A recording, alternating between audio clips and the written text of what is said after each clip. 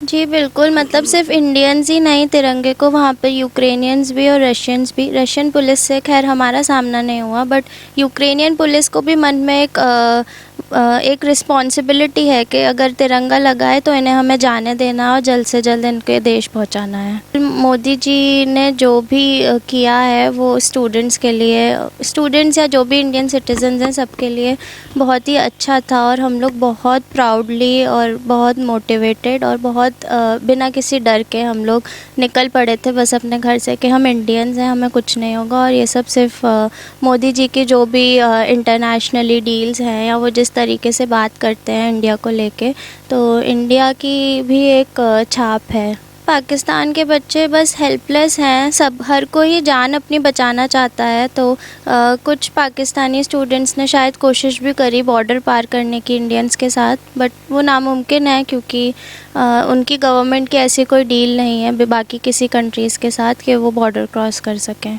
रूस और यूक्रेन में युद्ध छिड़ा हुआ है, जंग छिड़ी हुई है, लेकिन वहाँ पर जो भारतीय हैं उनको सरकार भारत लाने की जो सरकार की प्रक्रिया है वो तेज़ होती जा रही है। और मेरे साथ इस वक्त एक जो गुड़िया हैं वो मौजूद हैं जो अभी यूक्रेन से भारत वापस आई हैं। क्या नाम होगा आपका? जी मेरा नाम श्रेया सिंह है।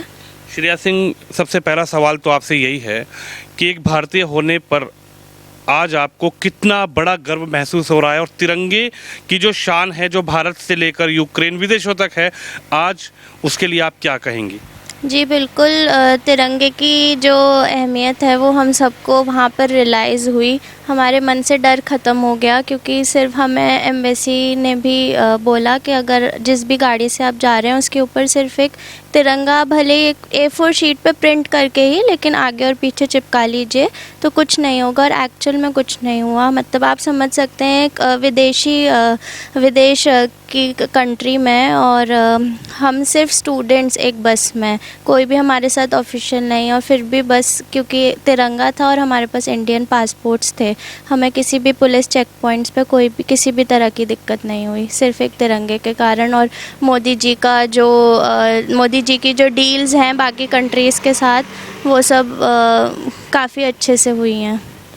यानी कि एक तिरंगा जो अगर कहें तो 26 जनवरी और 15 अगस्त के मौके पर सड़कों के किनारे लोग बेचते हुए नज़र आते हैं और उसको ख़रीदते हैं, और सिर्फ 26 जनवरी 15 अगस्त ही नहीं, लेकिन उस तिरंगे की जो शान है, उसकी जो अहमियत है, वो आज कहीं ना कहीं रूस और यूक्रेन में जो युद्ध, जो जंग छिड़ी हुई है, उसमें हमारे भारतीयों को, और भारतीयों को नहीं, देश विदेशों को भी आज पता लगा कि तिरंगे की आखिर क्या वैल्यू है। क्योंकि बस के आगे आपने लगाया, बस के पीछे लगाया, तो आप बिल्कुल सेफ़ यहाँ पर आप अपने घर वापस आ गए। जी बिल्कुल, मतलब सिर्फ इंडियंस ही नहीं तिरंगे को वहाँ पे यूक्रेनियंस भी और रशियंस भी। रशियन पुलिस से खैर हमारा सामना नहीं हुआ, बट यूक्रेनियन पुलिस को भी मन में एक रिस्पॉन्सिबिलिटी है कि अगर तिरंगा लगा है तो इन्हें हमें जाने देना और जल्द से जल्द इनके देश पहुँचाना है। क्या कहेंगी? आप यूक्रेन में थी, हमारी जंग छिड़ी हुई है, युद्ध छिड़ा हुआ है, क्या आपको लग रहा था कि अगर आप भारतीय नहीं होती 1%, तो क्या लग रहा था कि मन में डर था कि मैं कैसे घर वापस लौटूंगी, और एक भारतीय होने के बावजूद आप घर पे सुरक्षित आ गई, मम्मी पापा से बात हो रही होगी लगातार? जी बिल्कुल, सिर्फ भारतीय होने की वजह से हम लोग वहाँ से आ पाए हैं। बाकी देशों के गवर्नमेंट्स, उनके देश उनके लिए कुछ भी नहीं कर रहे हैं, उनको 1% की उम्मीद भी नहीं है। पाकिस्तानी स्टूडेंट्स हो गए और भी बहुत सारे कंट्रीज़ जैसे नाइजीरिया, वो लोग बहुत फ्रस्ट्रेटेड हैं कि सिर्फ इंडियंस ही क्यों जा पा रहे हैं, हम क्यों नहीं जा सकते। यानी कि इंडियन को जो सरकार ने पॉलिसी चलाई है उसके तहत आप लोग सुरक्षित आ रहे हैं। एक बड़ा सवाल उठता है कि पाकिस्तान के प्रधानमंत्री हैं और पाकिस्तान के बच्चे भी आपके साथ वहाँ पर स्टडी कर रहे होंगे, उनका कैसा रिस्पॉन्स था? जी पाकिस्तान के बच्चे बस हेल्पलेस हैं, सब हर कोई जान अपनी बचाना चाहता है। तो कुछ पाकिस्तानी स्टूडेंट्स ने शायद कोशिश भी करी बॉर्डर पार करने की इंडियंस के साथ, बट वो नामुमकिन है क्योंकि उनकी गवर्नमेंट की ऐसी कोई डील नहीं है बाकी किसी कंट्रीज़ के साथ कि वो बॉर्डर क्रॉस कर सकें। क्या आपके साथ थे कुछ पाकिस्तान के बच्चे? जी नहीं, मेरे साथ तो नहीं थे, पर हाँ दूसरे बॉर्डर्स से मैंने सुना है ये। क्या कहेंगी वहाँ पर कैसा माहौल है? क्या आप कैसे रहीं वहाँ पर जब ये जंग शुरू हुई, और कैसे आपको लगा कि अब घर पहुँचना चाहिए और पहुँच सकते हैं? ये जो समय था जो वहाँ पर रहने का, खाने पीने का, उसके बारे में ज़रा बताइए, कैसा था वहाँ पे, माहौल कैसा है? जी हमारी तो यूनिवर्सिटी चल रही थी नॉर्मली, और हमने कभी नहीं सोचा था कि वेस्टर्न यूक्रेन में इवानो फ्रैंकिव्स्क में पढ़ती हूँ, वहाँ तक कभी हमला होगा, क्योंकि वो रूस के बॉर्डर से बहुत मीलों दूर है। लेकिन जब 24 तारीख की सुबह जब वहाँ हमला हुआ तब हम काफ़ी डर गए, और हमने बस खाना स्टॉक करने की कोशिश करी और कैश विड्रॉ करने हम लोग गए एटीएम से, क्योंकि बहुत मतलब खाना वाना सब ख़त्म हो रहा था शॉप्स में। फिर भी हमने स्टॉक किया था और हम लोग बहुत कंफ्यूज थे कि हम जा भी पाएंगे कि नहीं, लेकिन उसके बाद सरकार की ये स्कीम चालू हुई और किसी तरह से मैं यहाँ आ गई हूँ। अभी भी बहुत बच्चे वहाँ फंसे हुए हैं और मैं उम्मीद करती हूँ कि मोदी जी सबको लाएंगे। यानी कि देश के प्रधानमंत्री नरेंद्र मोदी, जो एक उनकी जो कूटनीति है उसको आप सपोर्ट कर रही हैं, और लग रहा है कि और जो बच्चे हैं वो भी यहाँ पर आएंगे वापस। जी बिल्कुल, बॉर्डर क्रॉस करने के बाद हमें बहुत अच्छे से ट्रीट किया। रोमानिया में जो इंडियन एम्बेसी है उसने भी, इवन एयर इंडिया की टीम ने हमें बहुत अच्छा खाना प्रोवाइड किया। खाने पीने की, रहने सोने की हमें किसी भी तरह की दिक्कत नहीं हुई, और हमसे एक पैसा भी नहीं लिया किसी भी चीज़ का। एक सवाल ये उठता है जब सिचुएशन ऐसी है कि युद्ध छिड़ा हुआ है, जंग छिड़ी हुई है, लेकिन जिन लोगों को यहाँ पर ला दिया गया है, यानी कि सरकार द्वारा जिन लोगों को एयरलिफ्ट करके यहाँ पे वापस अपने देश यानी कि भारत की धरती पर उनको उतार दिया गया है, कुछ देखने को ये मिला श्रेया कि कुछ लोग आ गए जिनको बॉम्बे छोड़ दिया गया या दिल्ली छोड़ दिया गया। फिर उसके बाद उन लोगों ने एक ऐसा सरकार के लिए कहा कि हमें सपोर्ट नहीं किया, जैसे कोई देहरादून का था, कोई उत्तराखंड का था, तो सरकार ने रिस्पॉन्सिबिलिटी तो यहाँ तक है। क्या आपको लगता है कि यहाँ से दिल्ली मुंबई लाना बहुत बड़ी बात है, या उसके बाद उसके घर तक छोड़ना बहुत बड़ी बात है? कुछ लोग कह रहे हैं कि सरकार ने हमारे संग अच्छा ही नहीं किया, हम लोगों को यहाँ पे छोड़ दिया लाकर। क्या कहेंगे, वहाँ से यहाँ लाना बहुत बड़ी बात है, या फिर किसके बारे में क्या कहेंगे, ऐसे लोगों के बारे में क्या कहेंगे? जी देखिए, वहाँ से यहाँ लाना मेरे लिए तो बहुत बड़ी बात है, क्योंकि आप एक बार इंडिया आ गए तो आप एटलीस्ट सेफ़ हैं। बॉर्डर क्रॉस करना ही बहुत बड़ी बात है, क्योंकि यूक्रेन में सब अनसेफ थे। और जिस दिन मैं आई हूँ उस दिन तो एयरपोर्ट पे हर स्टेट के ऑफिशियल्स खड़े थे, और इवन मुझसे उत्तर प्रदेश के जो ऑफिशियल थे उन्होंने कम से कम 10 बार पूछा कि आपकी मम्मी बाहर खड़ी हैं लेने के लिए कि नहीं, वरना मैं आपको घर तक कार से छोड़ कर आऊँगा। तो और हर स्टेट के थे। मेरे बहुत फ्रेंड्स हैं, मैंने अपने आंखों से देखा है, उनको 5 स्टार होटल्स में रुकाया है। अगर वो दूर रहते हैं तो उनको फ़्लाइट की टिकट्स प्रोवाइड की गई हैं, जो साउथ के हैं, हैदराबाद के, केरला के, सब। जो कुछ लोग इस तरीके का बोल रहे हैं कि हमें लाकर यहाँ पर छोड़ दिया गया, हम कोई जैसे कि फ़्लाइट आई बॉम्बे तक आई, दिल्ली तक आई, और वो लोग इस तरीके की बातें कर रहे हैं, तो क्या कहेंगी आप? क्या ये बहुत बड़ी बात है कि इस समय यूक्रेन से लोग यहाँ पर आना? क्या कहेंगे ऐसे लोगों के बारे में, ऐसी मानसिकता के बारे में आप क्या कहेंगी? जी देखिए, ये यूक्रेन से इंडिया लाना ही बहुत बड़ी बात है। फिर भी उन लोगों की इन ऐसी बातों को सुन के गवर्नमेंट और काम कर रही है। अब गवर्नमेंट सब बच्चों को घरों तक छोड़ कर आ रही है, तो ये चीज़ गलत है, पर इंडिया आना ही अपने आप में बहुत बड़ी बात है। कैसा माहौल है वहाँ का, क्या कहेंगी आप? कितने सालों से रह रही थी वहाँ? जी मैं 4 सालों से थी यूक्रेन में। बहुत ही खूबसूरत कंट्री है और लोग भी वहाँ के अच्छे हैं, पर ऐसी सिचुएशन में अब तो सब धीरे धीरे ख़राब होता जा रहा है। और फ़िलहाल तो मैं ये चाहती हूँ बस कि एटलीस्ट इंडियंस तो सेफली घर आ जाएं।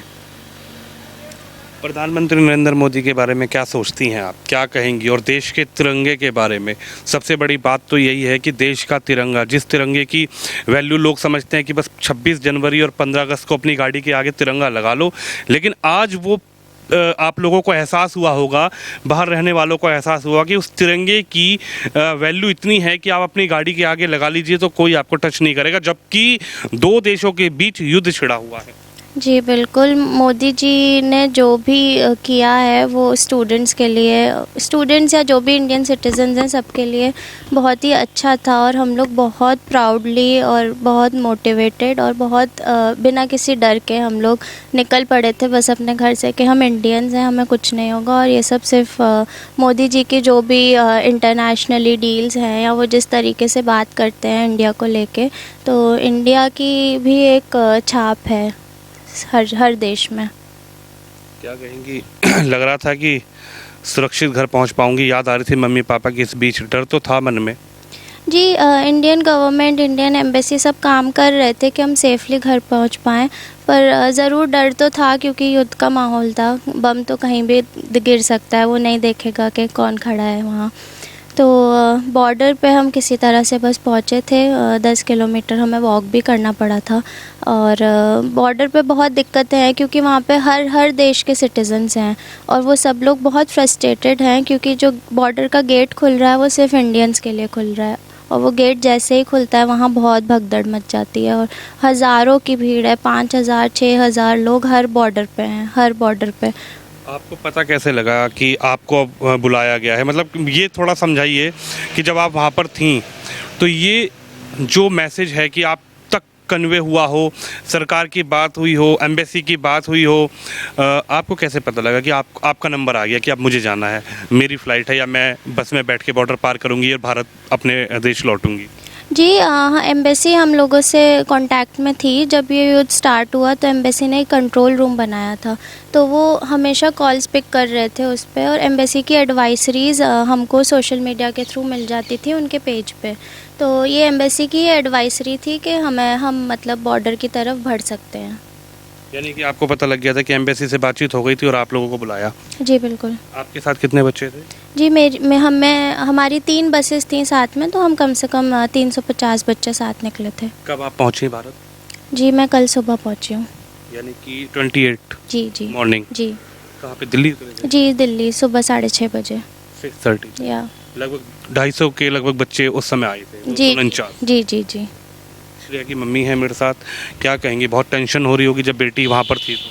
हाँ बिल्कुल, टेंशन तो हो ही रही थी। हमने हालांकि पहले से ही जब हमारी एम्बेसी से गाइडलाइंस है तभी से हम ट्राई कर रहे थे इसको बुलाने की, और टिकट करा भी ली थी, लेकिन उससे पहले ही वॉर स्टार्ट हो गया।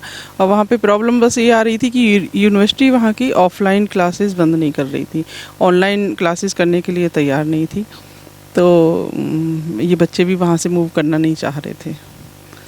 क्या कहेंगी देश के प्रधानमंत्री और देश की सरकार के लिए, खासकर नरेंद्र मोदी और खासकर देश का तिरंगा, जिसको कहा कि आप अपनी बस के आगे लगा लीजिए, बस के पीछे लगा लीजिए, उसके बाद आप सेफ हैं? बिल्कुल, मैंने बच्चों से भी बात की, अपनी बेटी से भी बात की है। तो वहाँ पर सभी, मैंने कई सारे वीडियोस भी देखे हैं बच्चों के, सिर्फ तिरंगा लगा हुआ है, उस पर लिखा हुआ है स्टूडेंट्स ऑफ इंडिया। तो ये बहुत बड़ी बात है कि नरेंद्र मोदी जी की, हाँ मतलब दूसरे विदेशों में नरेंद्र मोदी जी ने ऐसा कर दिया है अपने भारत की छवि को। और मैं एज अ सिटीज़न मतलब ये बहुत फील करती हूँ कि अपने देश में ही नरेंद्र मोदी को और अपनी सरकारों को के लिए गलत बोला जाता है, विदेशों में बहुत अच्छी छाप है। यानी कि देश के प्रधानमंत्री ने जो आप लोगों के बच्चे वहाँ पर हैं इस युद्ध के दौरान, वो सुरक्षित लेकर उनको पहुँचाया जा रहा है उनके घर पे? हाँ बिल्कुल बिल्कुल पहुंचाया जा रहा है। वहाँ पर भी एयरपोर्ट पे मैंने देखा कि सिर्फ यही नहीं कि वहाँ से लेके आए हैं, एयरपोर्ट पे भी हर बच्चे के लिए गाड़ी खड़ी हुई है, नोवा खड़ी हुई है, और वो बिल्कुल कंफर्म कर रहे हैं कि पेरेंट्स आए हैं तो ही उनको छोड़ रहे हैं, अदरवाइज उनको घर तक छोड़ने की ड्यूटी दी गई है।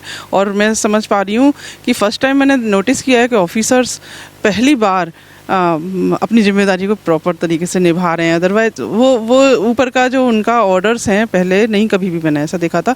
बहुत सारी योजनाएं निकलती थी और वो पब्लिक तक कभी नहीं पहुंचा करती थी। ये पहली बार चेंज आ रहा है, लेकिन अफसोस होता है कि अपने देश के ही लोग अभी भी उस चीज़ को पॉजिटिव नहीं ले रहे हैं, बहुत नेगेटिव व्यूज़ दे रहे हैं। अभी भी मतलब इस तरह की बातें हो रही हैं कि वहाँ गए क्यों थे, उन्हें उठा के क्यों लाना है, भाई उसकी भी बहुत सारी चीज़ें हैं। और बच्चे ये भी सब नीट क्वालिफाई करके गए हैं और आधी अधूरी जानकारी को बहुत हाईलाइट कर रहे हैं।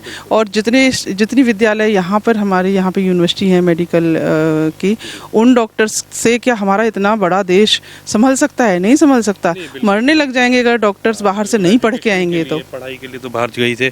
बस बहुत छोटा सा एक आखिरी सवाल, क्या कहेंगे आप पाकिस्तान के बच्चों और इमरान खान के लिए, क्योंकि आप तो वहाँ पर रही, एक तरफ भारत है और एक तरफ पाकिस्तान है, कितना डिफरेंस आप समझ में आया आज आपको कितना डिफरेंट समझ में आ रहा है?